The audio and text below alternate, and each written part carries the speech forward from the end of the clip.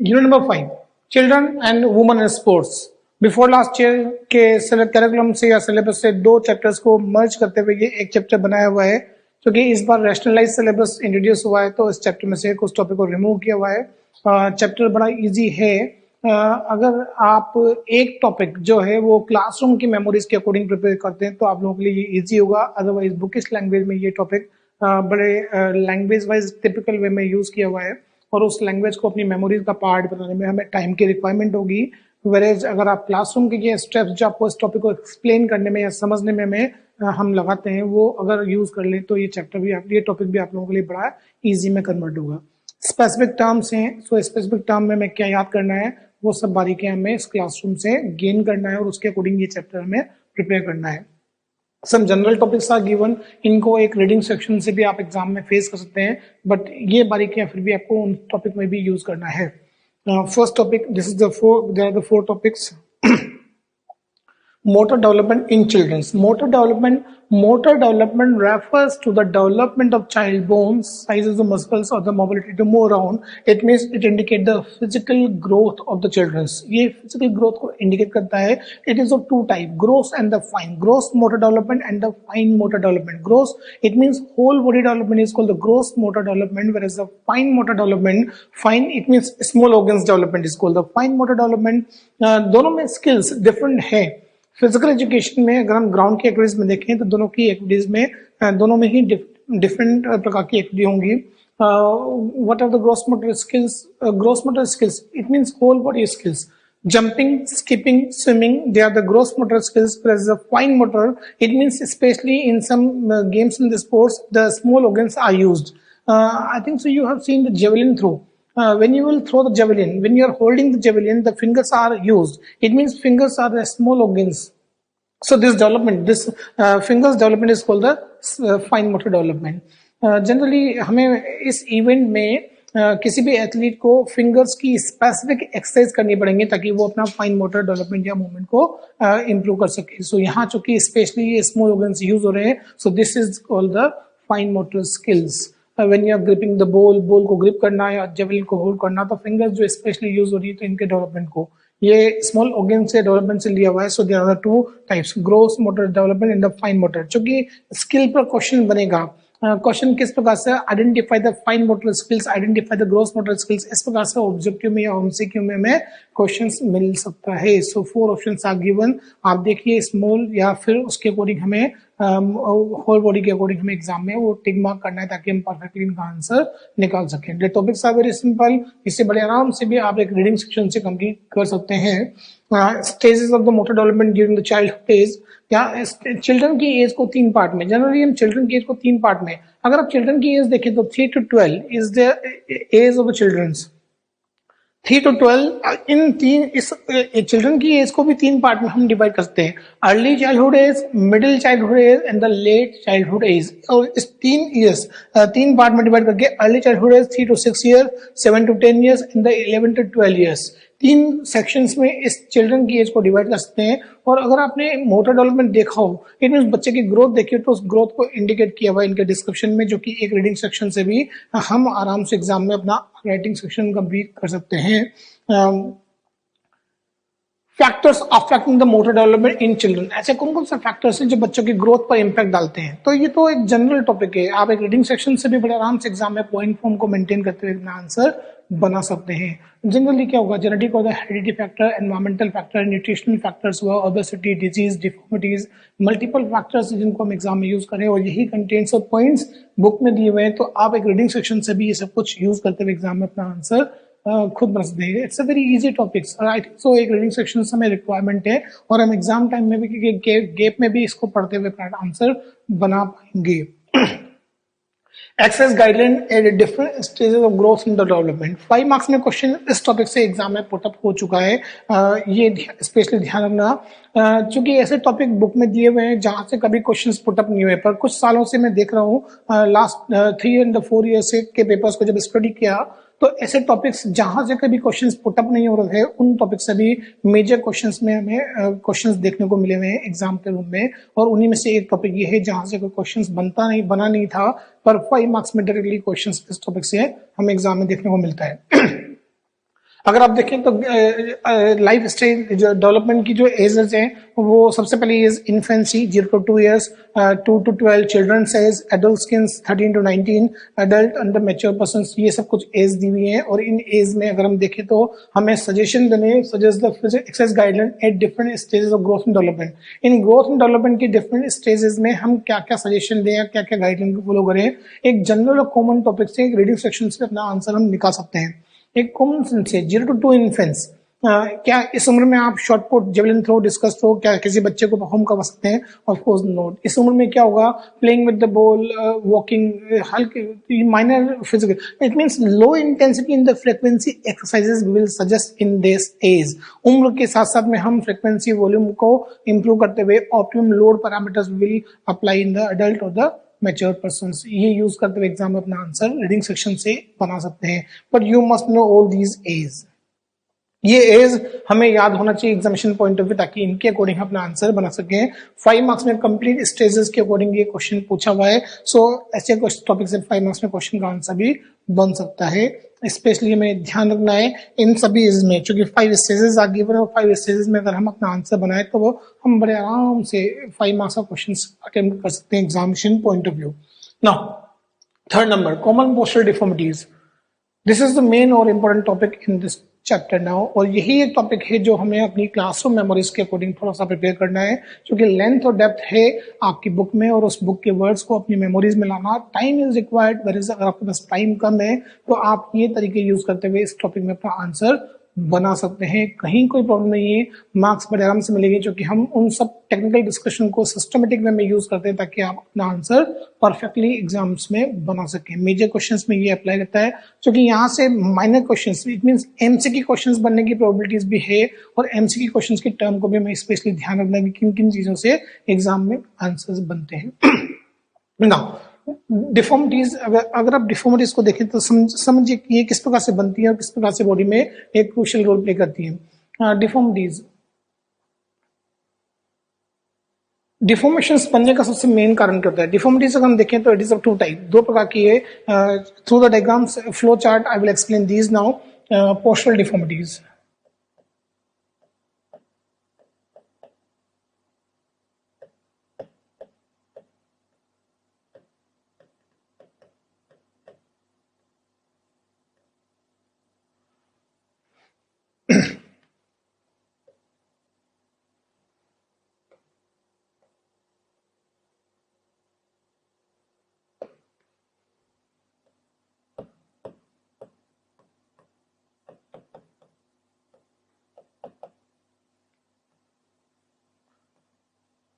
Deformities किस प्रकार से बनती है? आई विल एक्सप्लेन दिस।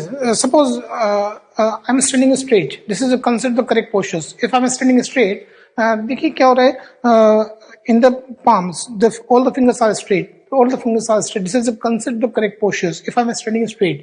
लेकिन जैसे ही मैं हैंड्स को सामने की ओर करता हूँ, if the hands is loose, अगर हाथ लूज तो क्या हो रहा है, फिंगर्स इज डाउनवर्ड, ये फिंगर्स आगे की ओर झुकी हुई है, बट इनको मुझे स्ट्रेट करना है। व्हेन आई तो naturally I will use the force या पावर यूज करनी पड़ती ताकि मैं इनको स्ट्रेट कर सकूं या कंसेप्ट में ला सकूं। But when I release the powers और फोर्स, क्या हो रहा है, again the fingers is downward. अब देखिए यहाँ क्या हो रहा है, conditioning principles are applying here now. Conditioning principles ये क्या होता है, whatever the conditions are applying on a body for a long term, body consume the conditions. कोई भी कंडीशन जो बॉडी पर अप्लाई की जाती है, अगर लंबे समय तक उसे अप्लाई करें तो आपकी बॉडी का साइज शेप उसके अकॉर्डिंग डेवलप होगा।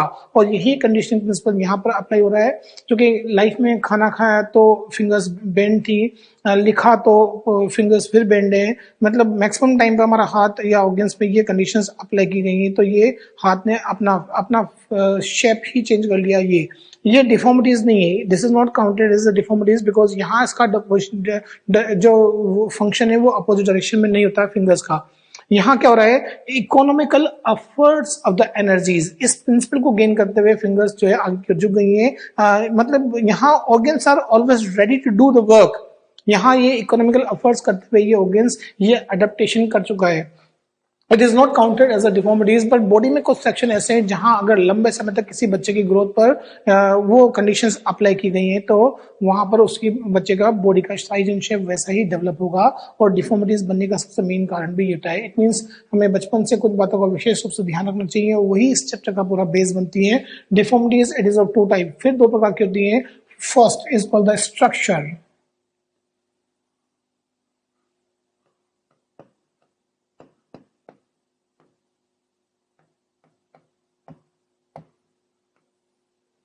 and number second is called the functional.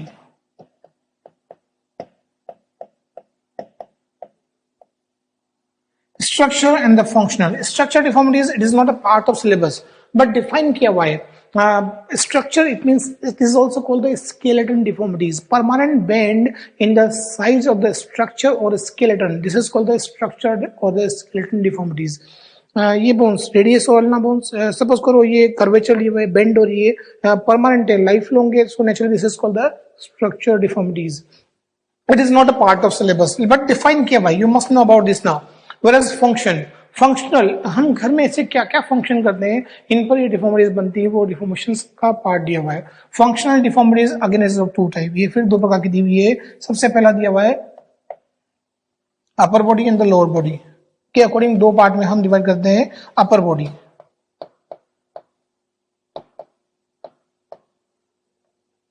And the lower body.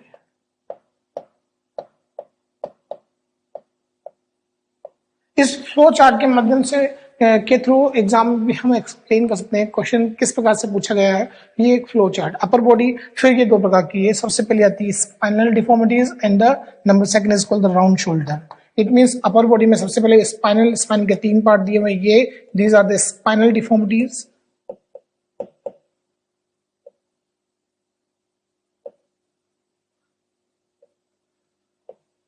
And this is also called the upper body. ये अपर बॉडी के दो स्ट्रक्चर्स है, spinal and the round shoulder. Whereas lower body में तीन प्रकार की हैं, ये तीनों, these are the three lower body. ये तीनों जो है वो लोअर बॉडी में है। ये एक फ्लो चार्ट के थ्रू हम एग्जाम में अपना आंसर बड़ा बेटरली प्रेजेंट कर सकते हैं और समझा भी सकते हैं। Whereas step by step all the deformities I will explain here, क्योंकि इनके राइटिंग सेक्शंस को अगर हम देखें बुक में तो काफी सारी बारीकियां बड़े टिपिकल वे में बुक में लिखी हुई हैं और उन सबको अपनी मेमोरीज का पार्ट बनाने में हमें टाइम की रिक्वायरमेंट होगी। Whereas इस क्लासरूम में जो आप जिस प्रकार के मेथड्स यूज करना बताते हैं, अगर आप इनको अपनी लैंग्वेज में यूज करते हुए लिख लें तब भी अपना आंसर बड़ा अच्छा बन जाता है एग्जाम में। और वही हमें सबसे इम्पोर्टेंट पार्ट के रूप में यूज करना है चैप्टर को प्रिपेयर करने में। Now I will explain all the deformities step by step. Spinal deformities सबसे पहले आती है, स्पाइनल में तीन सेक्शन दिए हुए, kyphosis, lordosis and scoliosis. I will explain step by step. सबसे पहले लेते हैं काइफोसिस। काइफोसिस, काइफोसिस इसको स्पाइनल डिफॉर्मिटीज को समझने से पहले हमें थोड़ा स्पाइनल के बारे में समझना होगा। स्पाइनल कोड अगर हम देखें तो स्पाइनल कोड में वर्टिब्रास, ये वर्टिब्रास होते हैं, वर्टिब्रा के 5 सेक्शन होते हैं। First cervical, second thoracic, third lumbar sections, sacral and the कोकाइड। ये 5 सेक्शंस हैं, इनमें से 2 सेक्शन सबसे इंपॉर्टेंट पार्ट है, थोरेसिक एंड द लंबर। ये 2 सेक्शंस हैं, इन 2 सेक्शंस के अकॉर्डिंग ये डिफॉर्मेशंस बनती हैं। एग्जाम में किस प्रकार से हमें एक्सप्लेन करना है। थोरेसिक क्या होती है, ये काइफोसिस कहती है। Kyphosis is the outer curve और the bending in the thoracic regions of the spine. किसी बच्चे का अगर थोरेसिक सेक्शन जो है ये अगर बाहर की ओर मुड़ा हुआ है, ये बाहर की ओर मुड़ा हुआ है इस प्रकार से, तो क्या होगा, ये है kyphosis. Kyphosis is the outer curve or the bending in the thoracic regions of the spine.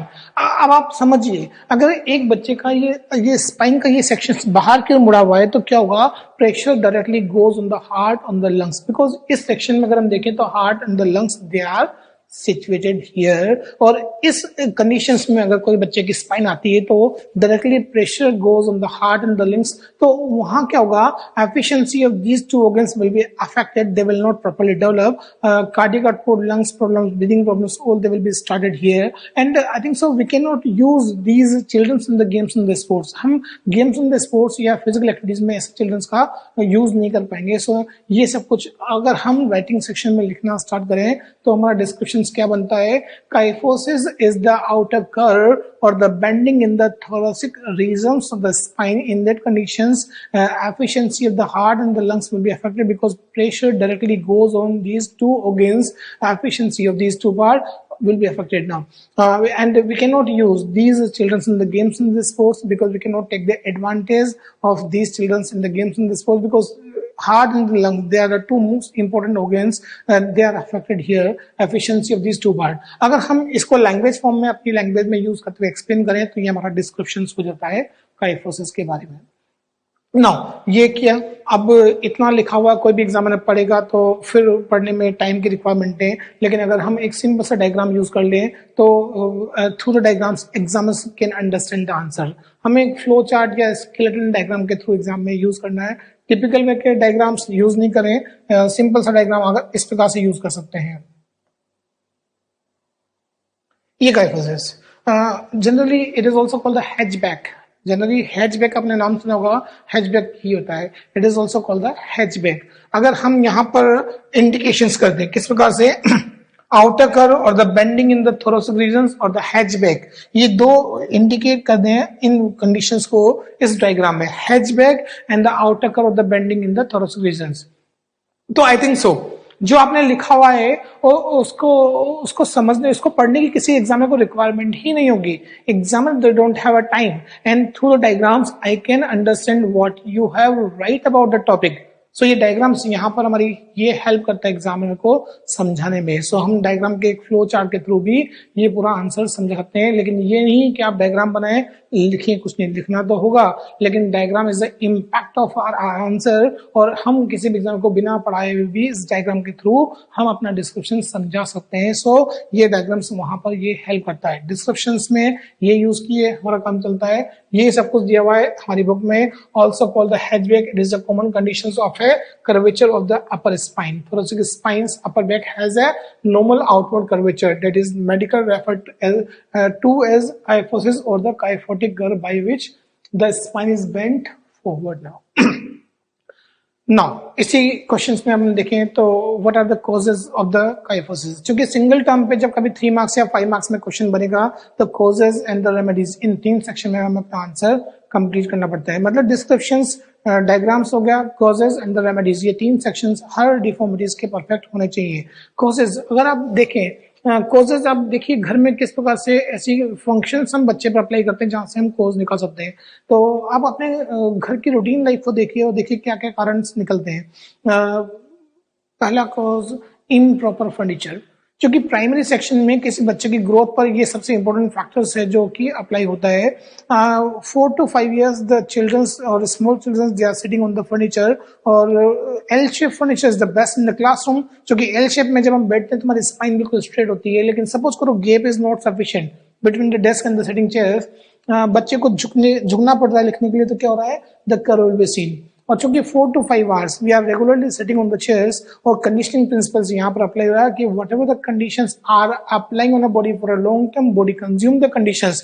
It means एक बच्चे की नॉर्मल ग्रोथ पर जहां उसकी ग्रोइंग एज है, बच्चे की ग्रोथ होती है, उस कंडीशन उस समय पर अगर ये कंडीशंस लगातार अप्लाई की गई है तो ये प्रॉब्लमेटिक होगा उस बच्चे की ग्रोथ पर. So improper furniture is the first cause. Now we can explain much more in the examinations. improper furniture point को बनाइए और अपने हिसाब से अपना आंसर को लिख सकते हैं. Number 2, bending the body while walking. Now जब कोई बच्चा या कोई भी पर्सन चलता है, अगर बॉडी को आगे की ओर झुकाते हुए चल रहे हैं तो क्या हो रहा है, the curvature will be seen in the spine. So this is the second cause, bending the body while walking. Now number 3rd cause अगर हम देखें घरों में तो रॉन्ग ईटिंग हैबिट्स.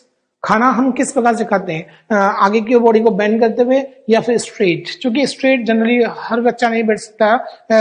कुछ बच्चों में होती है आदत की हैबिट्स होती है कि वो आगे की बॉडी को बेंड करते हुए खाना खाते हैं. तो देखिए कंडीशंस अप्लाई हो रही है और ये फंक्शन है. तो 3rd नंबर पॉइंट ये भी बना सकते हैं. एक और wrong writing habits on the bed. कुछ बच्चे होते हैं जो बेड कुशंस को यूज करते हुए बेड पर इस प्रकार से राइटिंग सेक्शंस कंप्लीट करते हैं. तो क्या हो रहा है, देखिए उनकी स्पाइन में कर्वेचर सीन होगा.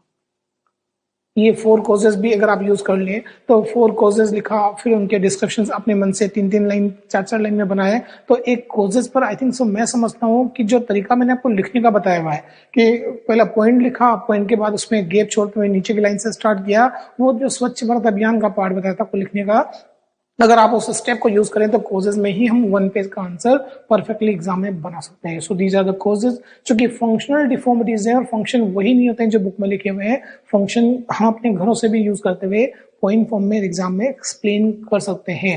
सो दीज आर द फंक्शंस, ये सब कुछ हो गया, ये कॉजेज। अब आते हैं रेमेडी सेक्शंस। रेमेडी सेक्शंस काफी डीप इन द वास्ट होती है, हर वो कंडीशन जो क्योर करे वो रेमेडीज में आती है, और यहीं पर एक क्वेश्चन अलग से टॉपिक के रूप में दिया हुआ है हमारी बुक में, suggest the physical activities as a corrective measures. Corrective measures physical activities के वो भी अलग से टॉपिक के रूप में यूज किया हुआ दिया हुआ है। अगर आप रेमेडीज, क्योंकि it is a part of the remedies, तो हम रेमेडीज में ही उस टॉपिक को समझ लेंगे और यहीं से उसका आंसर भी हम बना सकते हैं।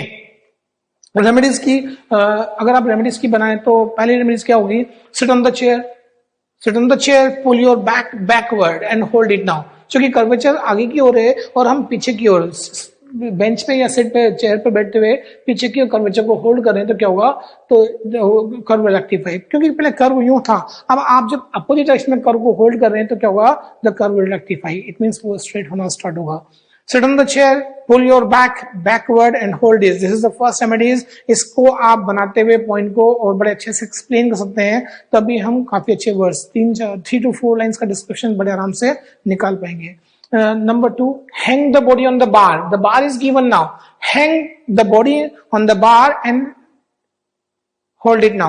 When you are holding the body, तो curve will rectify. दिन में हम चलते फिरते सुबह, मॉर्निंग में, आफ्टरनून एंड द इवनिंग में 3 बार भी अगर ये एक्टिविटी करें कुछ कुछ मिनट के लिए, शुरू में हाफ मिनट 30 सेकंड के लिए, फिर टाइम को इम्प्रूव करते हुए करें, तो conditioning principle we are applying, जो कि कर्वेचर को वो स्ट्रेट करने में हेल्प करेगी। This is the third cause. Second cause, number third. Third number cause, whenever you will sleep, always use the hard surface. Whenever you will sleep, use the hard surface. Hard surface, ये floor है, floor is a hard surface, and when you are sleeping on the floor, तो क्या हो रहा है, हमारी spine straight हो रही है, और I think so 6 to 7 8 hours जब हम सोते हैं, इतना तो sleeping hours सबका होता है, 6 to 8 hours between now, जब 6 से 8 घंटे लगातार के स्पाइन स्ट्रेट रहेगी तो क्या होगा, स्पाइन का कर्वेचर दूर होगा। सपोज करो if you using the soft matting, तो हमारा कर्वेचर का बैलेंस और बिगड़ेगा और ये प्रॉब्लमेटिक होगा। So this is the third. It means first number आप देखें तो देखिए बड़ा सिंपल सा, sit on the chairs, pull your back backward and hold it now. Point को एक्सप्लेन किया भी 2 3 4 लाइंस बड़े आराम से हम लिख सकते हैं इसके एक्सप्लेनेशन में। Hang the body on the bar and hold it now, और नंबर थर्ड पॉइंट बनाया हम लोगों ने, always use the hard surface when you are lying और sleeping now.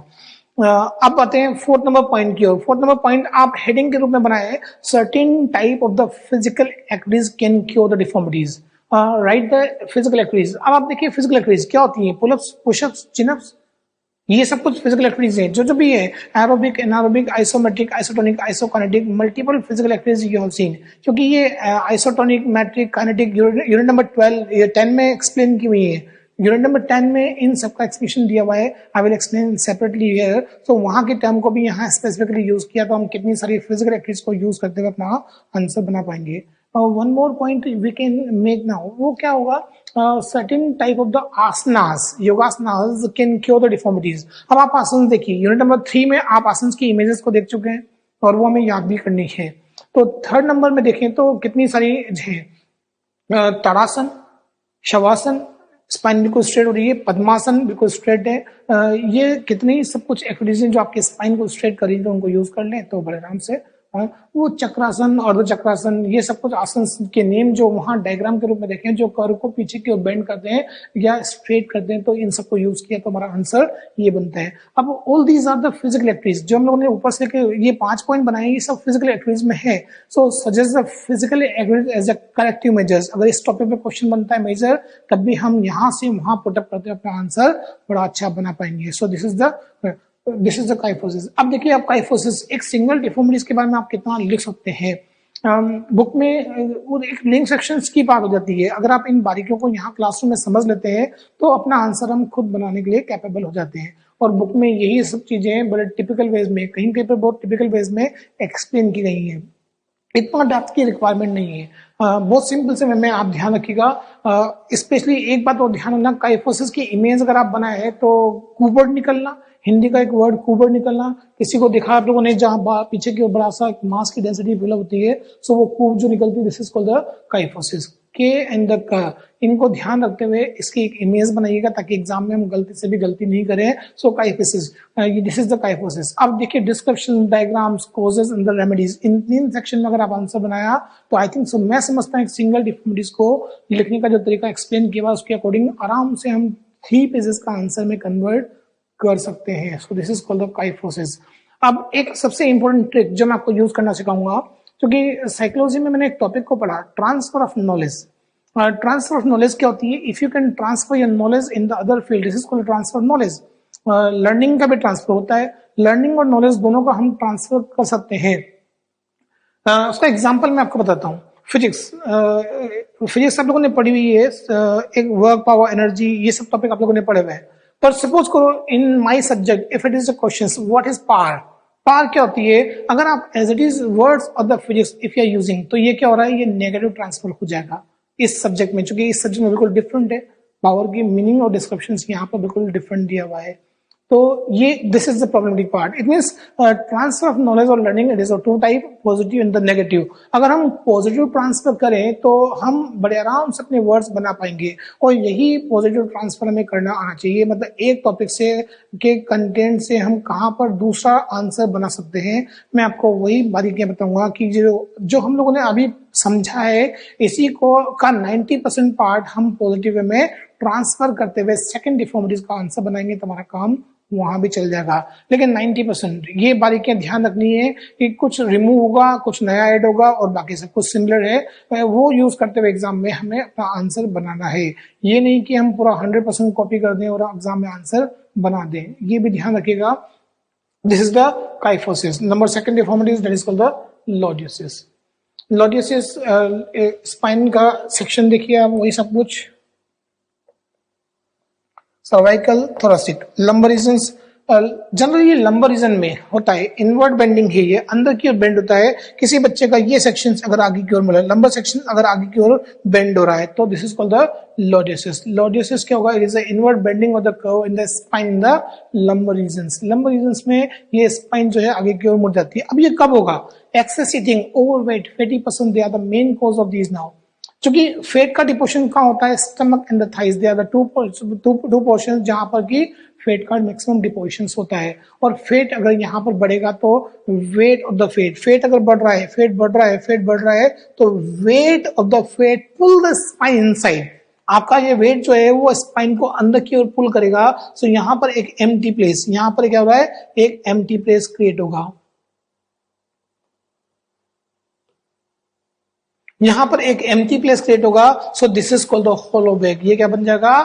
Hollow back. This is also called the hollow back. Hollow का मतलब empty, ये empty. We can see, you can see the curve in any fatty person. आप किसी भी fatty person में देखिए, आपको यहाँ इस सेक्शन में कर्व मिलेगा। क्योंकि फेट जब फेट बढ़ रहा है यहाँ पर, तो weight of the fat pull the spine inside. So यहाँ पर ये सबसे बड़ी प्रॉब्लम क्रिएट करता है। सो दिस इज कॉजेज वही overweight, 50% excess eating, they are the main cause of this now.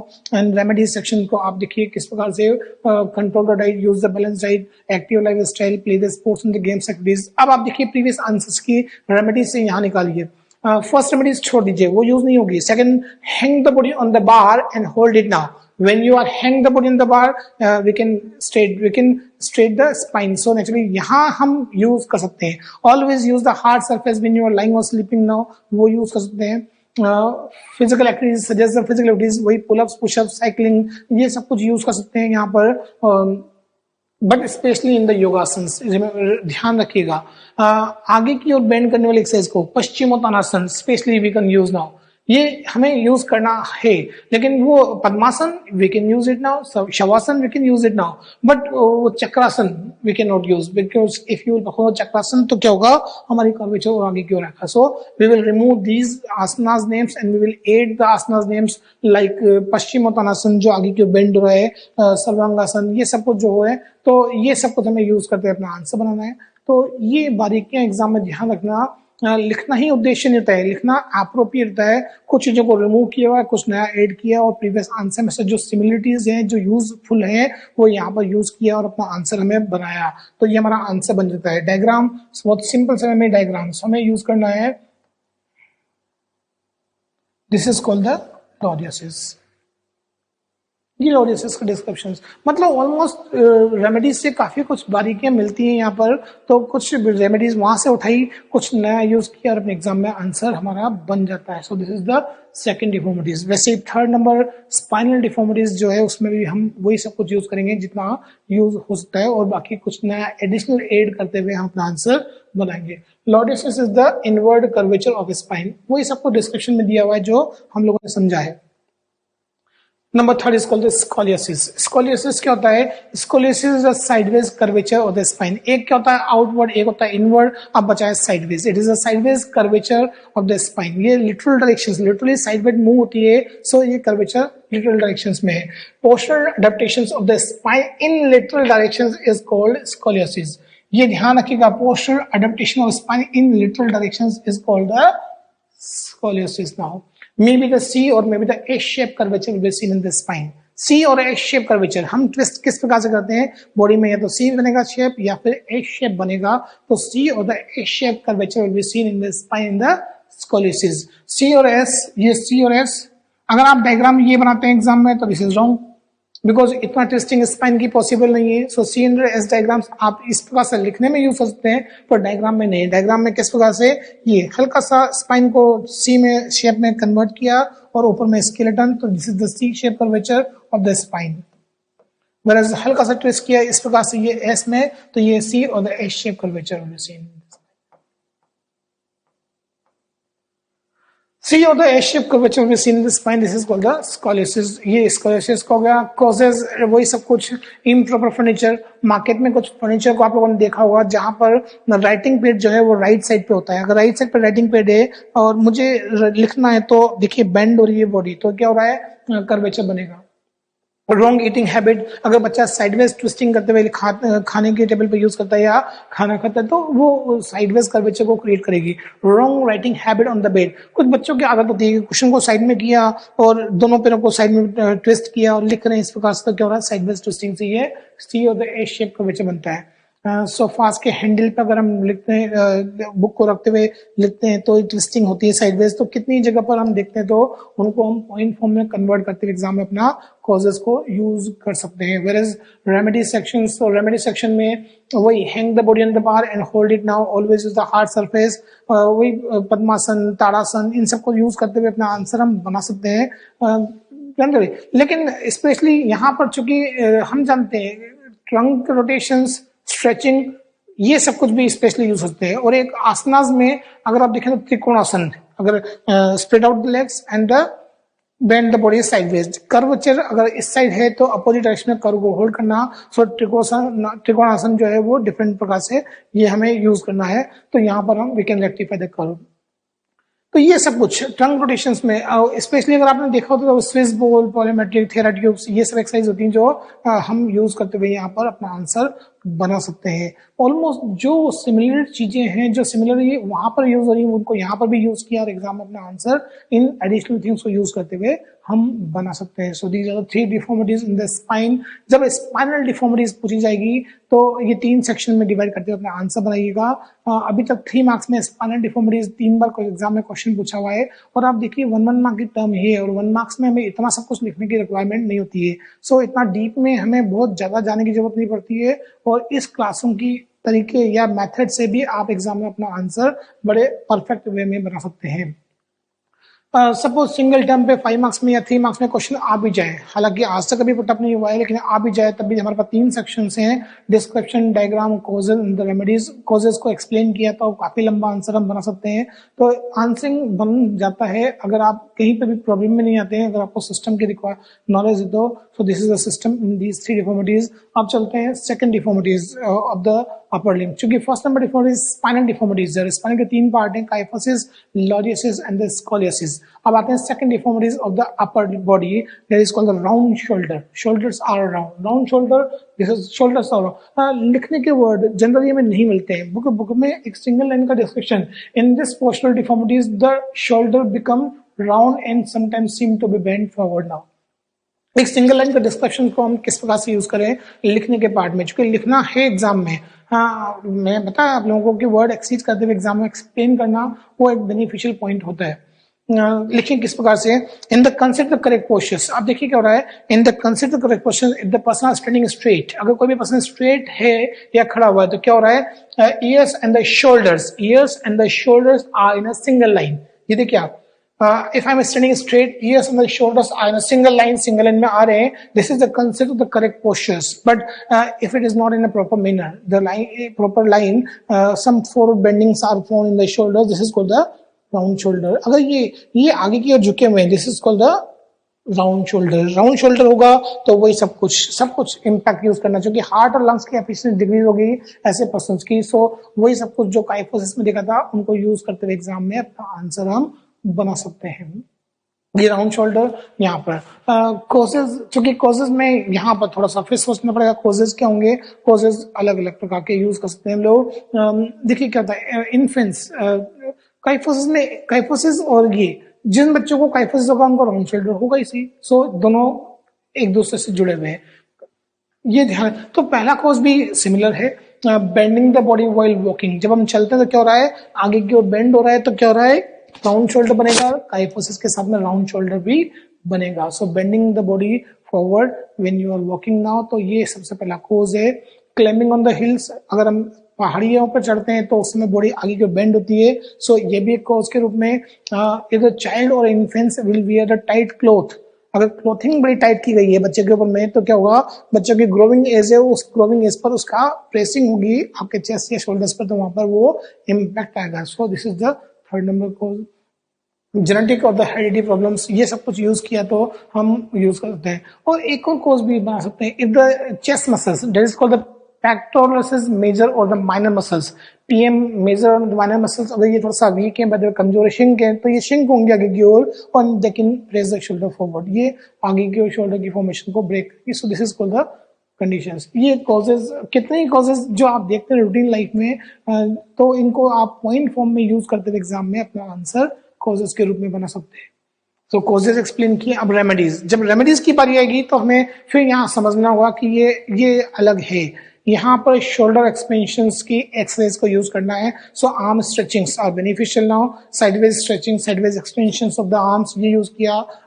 Rotations of the arms हुआ, shoulder rotations, neck rotations, all they will expand the chest और the holder.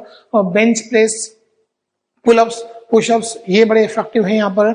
Bench press हुआ, ये सब कुछ use किया तो बड़ा अच्छा सा आंसर हम बनाते हैं। फिजिकल एक्टिविटीज में चेस्ट एक्सपेंशन या शोल्डर एक्सपेंशन की जितनी भी एक्सरसाइज उनको यूज करना है। थियरा ट्यूब, स्विस बॉल, पॉलीमेट्रिक एक्सरसाइज, ये सब कितनी सारी एक्सरसाइज इनको यूज करते हुए एग्जाम में अपना आंसर हम बहुत परफेक्टली बना सकते हैं। हमें यही ध्यान रखना है, लिखना उद्देश्य, लिखना एग्जाम में आना चाहिए, पर लिखने का मतलब एप्रोप्रिएट लिखना हुआ। यहाँ ये नहीं कि कुछ बच्चों ने लिखा cycling, skipping, no, there is no use in this deformities, chest expansion. अब वो स्कूलिंग की लाइफ को भी याद कर सकते हैं आप लोग, जहां पर आप लोगों ने देखा होगा डम्बल्स, पीटीज, ये सब कुछ जो देखा था उनको भी हम यहाँ पर शोल्डर एक्सपेंशन में या चेस्ट एक्सपेंशन में यूज करते हुए आंसर बना सकते हैं।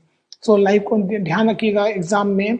लाइफ की इंसिडेंट और इवेंट जो हम लोगों ने देखी हुई है उनको आंसर में कन्वर्ट करना आना चाहिए, और यही है जो हमें बुक की उस डेप्थ से पीछा छोड़ते हुए अपना आंसर बनाने की ओर अग्रसर करता है। देखिए, आंसर बनाना और आंसर याद करना, बनाने में ट्रिक और टेक्निक की और समझ की रिक्वायरमेंट होती है, वैसे आंसर याद करना, कंटेंट्स वाइज आंसर को याद करना, वहां पर टाइम की रिक्वायरमेंट होती है। और टाइम चूंकि हमारे पास नहीं है, क्योंकि इस प्लेटफॉर्म पर जहां हम आईआईटी और मेडिकल की प्रिपरेशन में लगे हुए हैं वहां पर टाइम बहुत कम है हमारे पास में, क्योंकि मेन स्ट्रीम जो है वो they are required timing now, और हम हैं भी उसी के कारण। तो यहाँ इस सब्जेक्ट में हम इतना डीप स्टडी नहीं करते हुए माइनर स्टडी से भी इस समझ को यूज करते हुए अपना आंसर बना सकते हैं। सिस्टम को ध्यान रखिएगा, सिस्टम के अकॉर्डिंग हमें अपना आंसर बनाना है, बट समझते हुए भी, तो समझने से ये फर्क होता है कि हम अपना आंसर बहुत बेटरली वेज में प्रेजेंट कर पाते हैं। So this is the upper body structures. Now अब आते हैं लोअर बॉडी में। लोअर बॉडी में सबसे पहले डिफॉर्मिटीज नॉक नीज। नॉक नीज लिखने के वर्ड उस प्रकार से बना सकते हैं, किस प्रकार से, if the person is standing straight, if the person is standing straight, if there is no gap in the knees, अगर कोई गैप ही नहीं है नीज में, if I am standing straight, if there is no gap between the knees, अगर मैं खड़ा हूँ बिल्कुल straight और नीज में गैप नहीं है, gap is not found, then no, this is called the knock knees. This is called the knock knees. And these type of the persons or the children, they are instructed in the army, police training, military training, and the physical training. Because parade, walking, and the running are essential in every field. There is a chance to fail down the body if you are having the knock knees. It is an inward bending in the leg. Now ये अंदर की ओर bend होता है, so this is called the knock knees. ये knock knees का description हमारा।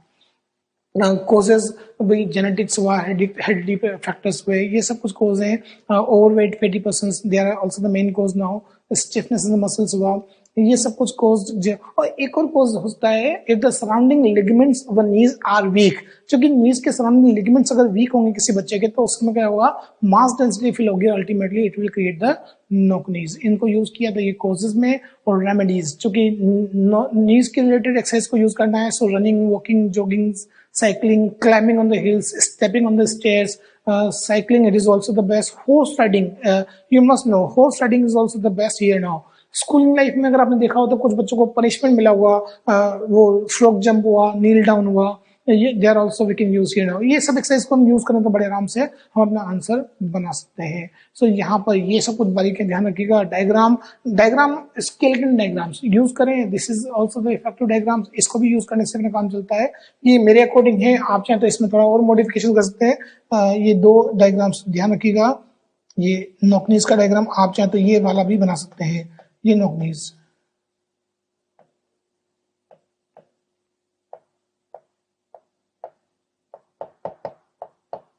ये knock-knees.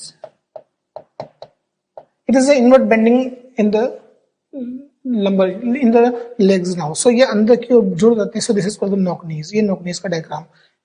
Diagrams के कोई मार्क्स नहीं है, क्योंकि ये बायो सब्जेक्ट थोड़ी है, ये तो फिजिकल एजुकेशन है। और हमें इस डायग्राम से, इस स्केलेटन डायग्राम के थ्रू भी हम अपनी प्रॉब्लम्स को एग्जाम में इस प्रकार से दिखा सकते हैं। So it is the impact of your answers. ये इससे भी हमारा काम चलता है। So this is called the knock-knees. ये knock-knees का descriptions. Knock-knees are one of the major postural deformities. ये सब कुछ दिया हुआ है इजी वेज में, words are written here and आराम से इस डिस्कशन को सुन के भी आप अपना आंसर बना सकते हैं। Now second deformities in the lower body, that is called the bow legs. Bow legs just opposite to knock-knees. Knock-knees की just opposite है। Bow मतलब legs are in a bow shape. You know deficiency.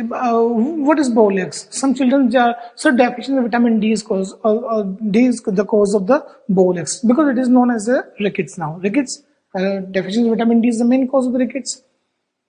But examiner in the questions what is asking now, what is bow legs? Bow legs क्या होता है? We are not asking the cause. Cause नहीं पूछ रहे exam में. So some children they are using the, they are creating the slim mistake in the examination room. यहाँ पर ध्यान रखिएगा, जो क्वेश्चन पूछा हुआ है, questions will demand an answer you will supply. और क्वेश्चन जो पूछता है उसी का आंसर हमें लिखना चाहिए, न कि अलग थिंग्स में यूज करना चाहिए। Vitamin D is a deficiency of vitamin D is the main cause. वो कॉज में आता है what is bow legs? Legs are in a bow shape. It is the outer curve or the bending in the tibia and the fibula bones of the legs. ये patella bones जिसे हम knees bone बोलते हैं, इसके नीचे की bones tibia and the fibula bones जिसे हम shin bone के रूप में जानते हैं, इसका outer curve और bending है। मतलब knock-knees inward है, just opposite क्या होगा? bow legs. Bow legs is the outward curve or the bending in the tibia and the fibula bones. नीज में gap will be found here. ये नीज में गैप है, तो यहाँ से हल्का सा कर्वेचर दिया, ये और ये डायग्राम्स में हमें यूज करना है।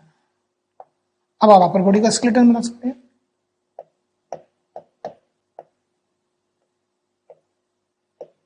ये bow legs. Legs are in a bow shape. This is called the bow legs. Bow legs reason, कारण क्या होगा?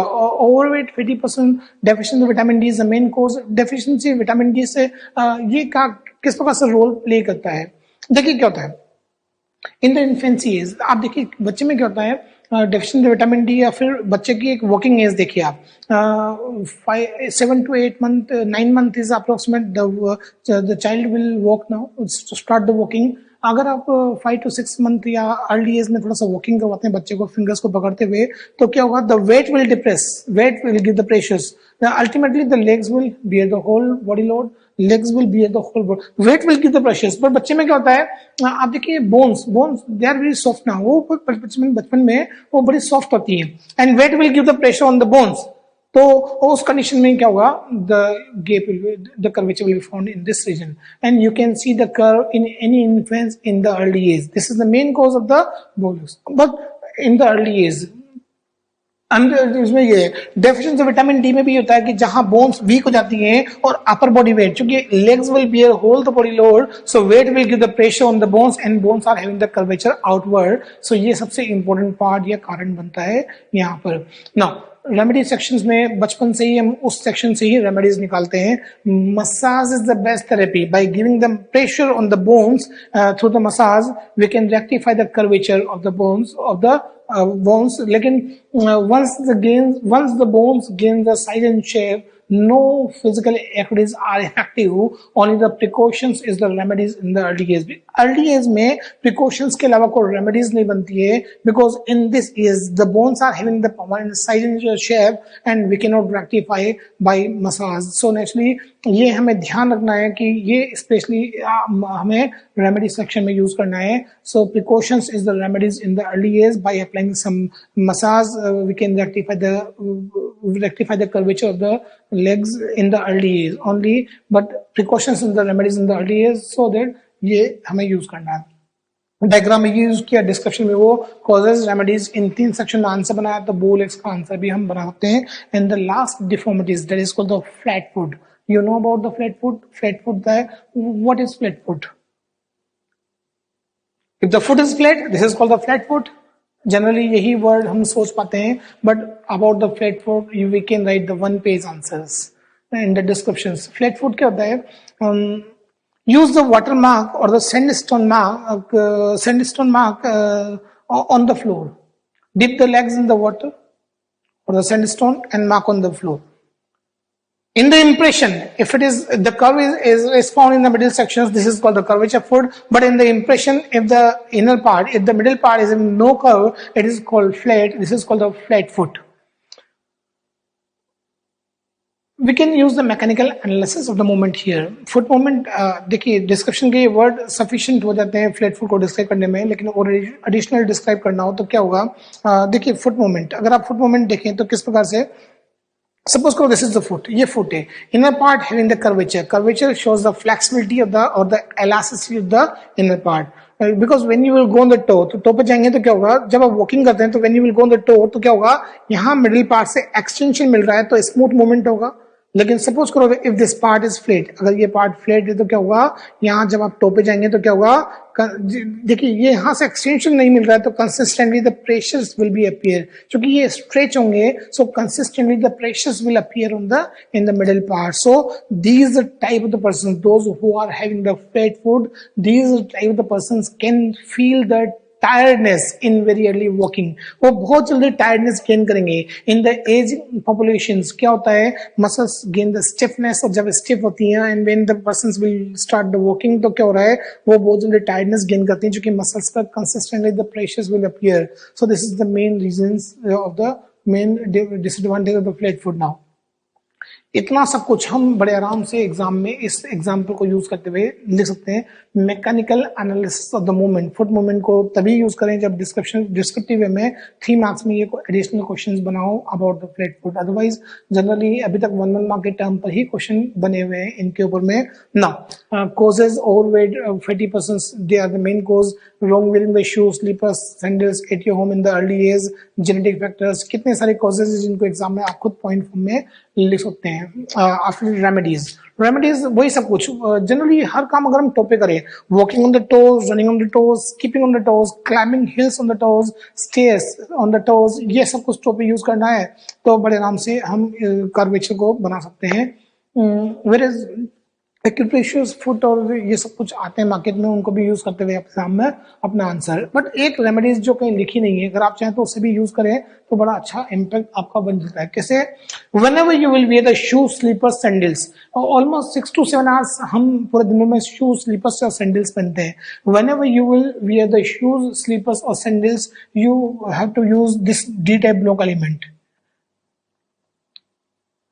इन the middle part of the shoes. Shoes के मिडिल पार्ट में जहां कर्वेचर हमें क्रिएट करना है, वहां पर अगर आप ये एलिमेंट इस तरह का, इट शुड बी कॉटन और द क्लॉथ। हैंकी अगर आपके पास में है तो हैंकी को रोल किया और बीच में यूज कर लिया, वो एक ऐसा एलिमेंट, ऐसा कोई बन जाएगा, ऐसा कोई एलिमेंट बन जाएगा। It should be cotton of the cloth, not wooden, otherwise there is a chance of the injuries.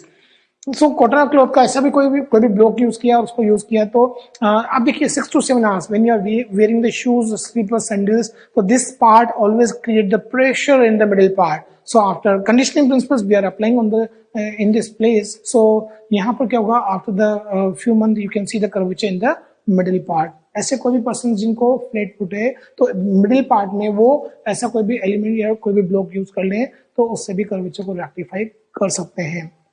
So whenever you will wear the shoe, slipper, sandals, use the D-type block elements so that we can apply the conditioning principles and we can rectify the curvature here. ये आप diagram बनाते हुए बड़े अच्छे से explain करें तो आपका रेमेडी सेक्शन भी बड़ा अच्छा कंप्लीट हो जाता है। So this is the remedy sections। अब आते हैं डायग्राम की ओर। डायग्राम्स, ये डायग्राम्स 5 fingers,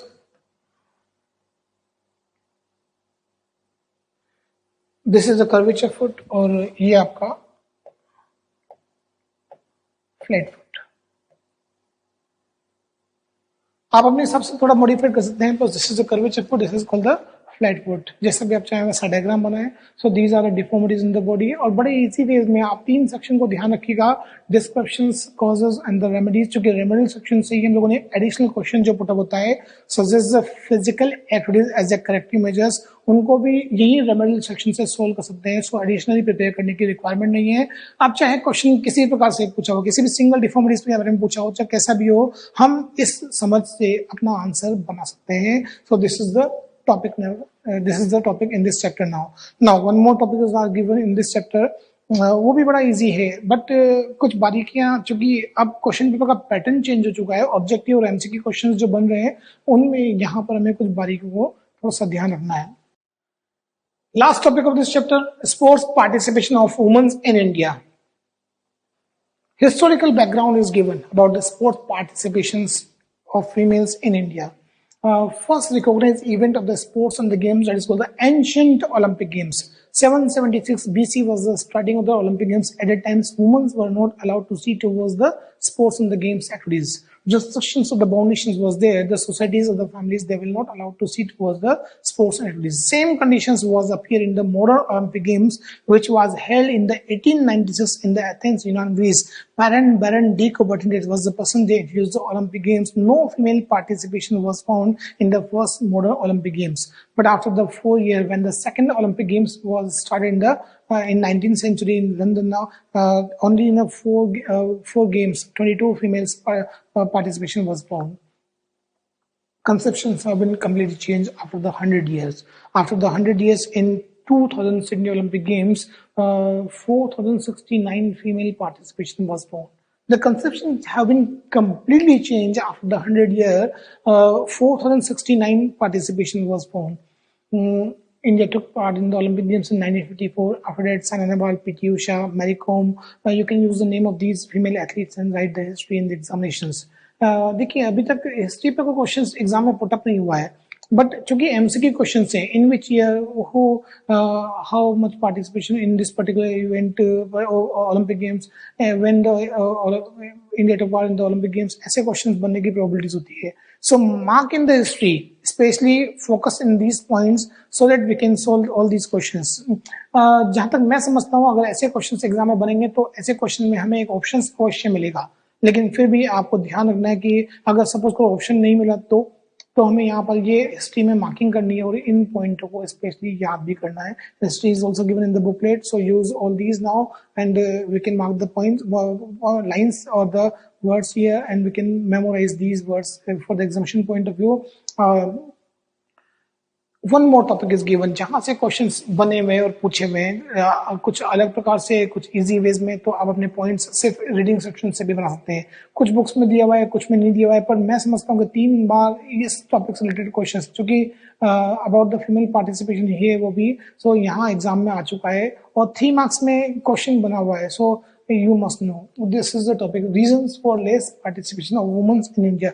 बट क्या कारण, क्या रीजंस हैं कि फीमेल पार्टिसिपेशन नहीं मिलता है इंडिया में?